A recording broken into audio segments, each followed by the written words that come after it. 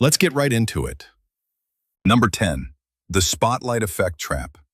Let's talk about that cringeworthy thing you said in high school that still haunts you to this day. First of all, nobody remembers it except you. Seriously.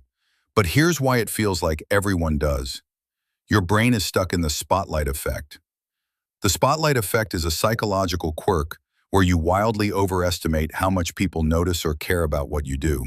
It's your brain's way of saying, hey, you're the main character in this story, except you're not. Everyone else is too busy worrying about their embarrassing moments to remember yours. Ironically, this mental spotlight also messes with your memories.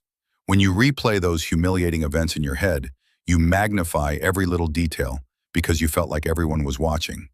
But in reality, that awkward stumble you made in front of your crush, they probably forgot about it before lunch. So give yourself a break. Your brain is blowing things out of proportion, and nobody else even bought a ticket to the show. Number 9, how sleep rewrites your memories. You know that phrase, sleep on it? Turns out that's not just life advice, it's how your brain processes memories. But plot twist, your brain doesn't just save your memories while you sleep, it edits them. During sleep, especially deep REM sleep, your brain replays events from the day and decides what's worth keeping. It's like a film editor cutting scenes to fit the runtime. But here's the problem. Your brain isn't exactly Spielberg. It prioritizes emotional memories over factual ones. That's why you'll remember how furious you felt during a heated argument, but completely forget what started it in the first place. Worse yet, if your dreams get involved, they can sneak some bonus material into your memories. Wake up after a particularly weird dream, and suddenly you're convinced something bizarre happened yesterday, when really, it was just your brain mixing up the footage. So yeah, sleep is important, but don't expect your memories to come out of it in pristine condition. They're more likely to resemble a director's cut with a few extra twists and turns. Number 8, your brain on trauma. Let's get serious for a moment. If you've ever gone through a traumatic experience, you know it has a way of etching itself into your brain like graffiti on a wall. But here's the twist. Those memories aren't always reliable either. Trauma can mess with your brain in wild ways. Sometimes it's too vivid, like an annoying pop song you can't get out of your head.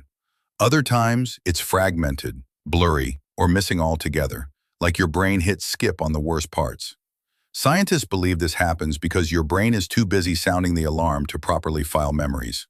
Even weirder, your mind might piece together the missing parts later with details that feel real but aren't. This can lead to flashbulb memories, where you're 100% convinced you remember the trauma perfectly, when, in reality, it's as patched together as a bad quilt. So if your traumatic memories feel confusing or incomplete, don't blame yourself. Blame your brain for running on panic mode instead of proper filing procedures. Number 7, the childhood memory mirage. Remember your 5th birthday party? The cake, the balloons, the terrible magician who made your cousin cry? Yeah, there's a good chance you're misremembering most of it. Childhood memories are some of the shakiest ones we have, and not just because kids have the attention span of a goldfish. Before the age of about 7, your brain is still figuring out how to file memories properly. It's like using a computer before installing the latest updates. Stuff gets saved in weird places, if it gets saved at all. To make things worse, as you grow older, your brain starts patching up the holes in those fuzzy childhood memories with bits of imagination, secondhand stories, and outright guesses. The result? Half of your cherished childhood memories might be more fiction than fact. But hey, at least the cake was probably real, we think. Number 6, why you can't trust your photos. The humble photo, your trusty sidekick in remembering everything exactly as it happened. Except, not really. Turns out, photos are just as unreliable as your actual memory, and sometimes even worse. When you look at an old picture, your brain doesn't just remember the event, it also remembers how you've remembered it over the years. This phenomenon, called reconsolidation, means every time you revisit a memory, it's like opening a Word document, editing it a little, and then saving over the original. If the photo doesn't match up with what your brain thinks it should look like, guess what? Your brain tweaks the memory to fit. Even weirder, sometimes the photo itself can create memories that never happen. You see a picture of a family vacation you barely remember, but suddenly you're convinced you ate the best ice cream of your life there, even though you spent the whole trip sulking in the car. Basically, photos don't help you remember. They help you rewrite.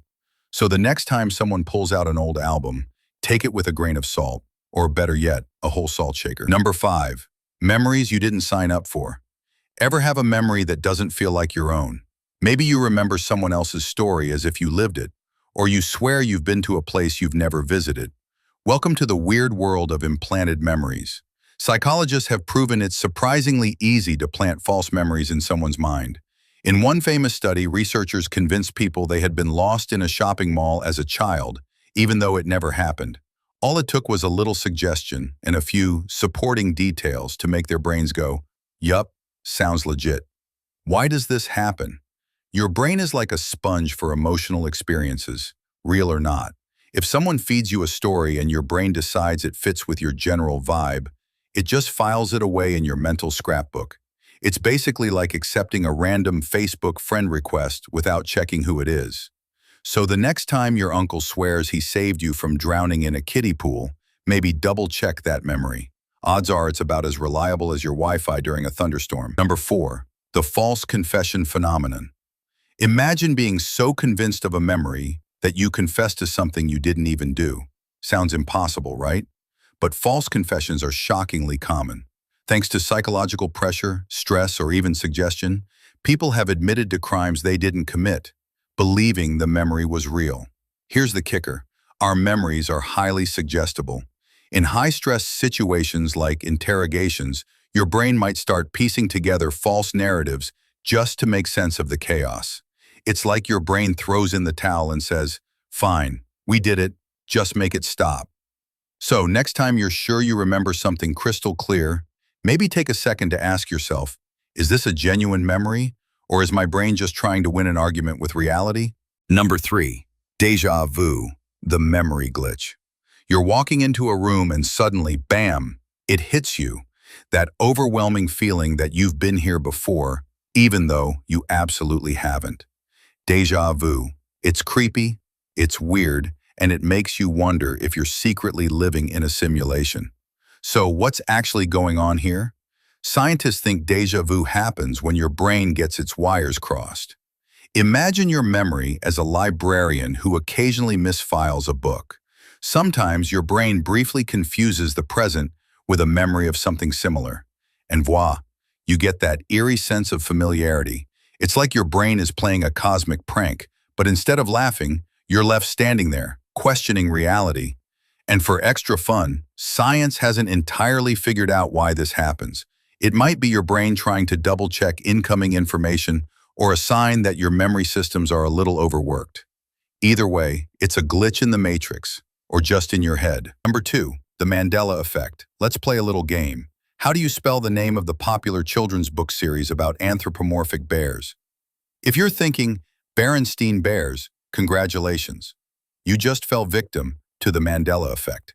This phenomenon is named after Nelson Mandela because a shocking number of people incorrectly remember him dying in prison in the 1980s. Spoiler, he didn't. He became South Africa's president in 1994. But why do so many people have this collective false memory? Are we all just bad at history?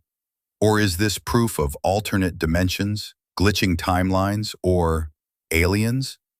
Okay, maybe not that last one. Here's the less sci-fi explanation. When our brains don't have all the facts, they fill in the gaps by borrowing details from other memories.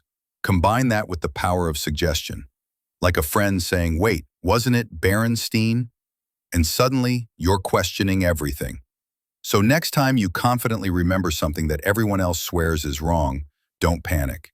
It's not the multiverse breaking, it's just your brain being lazy. Number 1, your brain, the storyteller. Picture this. You're at a party, telling your friends about that hilarious thing you did last summer. You're halfway through the story when a tiny voice in your head whispers, "Wait, did it even happen that way?" Spoiler alert, probably not. Your brain is less of a memory vault and more of a creative writer who's constantly editing for maximum entertainment value. Psychologists call this confabulation, when your brain fills in gaps in your memory with made-up details that feel completely real. It's not lying exactly. Your brain isn't evil. It's just really bad at keeping accurate records. Instead of sticking to the facts, it's like, hey, let's spice things up a bit. This is why you're absolutely convinced your high school gym teacher threw a dodgeball at your face, even though everyone else remembers it as a basketball. Why does your brain do this? Well, it's trying to save you from the horrible realization that your life is just a collection of incomplete, blurry snapshots. Thanks, brain. Basically, your mind is like that friend who adds a little something extra to every story, but it's doing it to your own memories. That's all for today. I'll be making similar videos in the future. Subscribe to see them.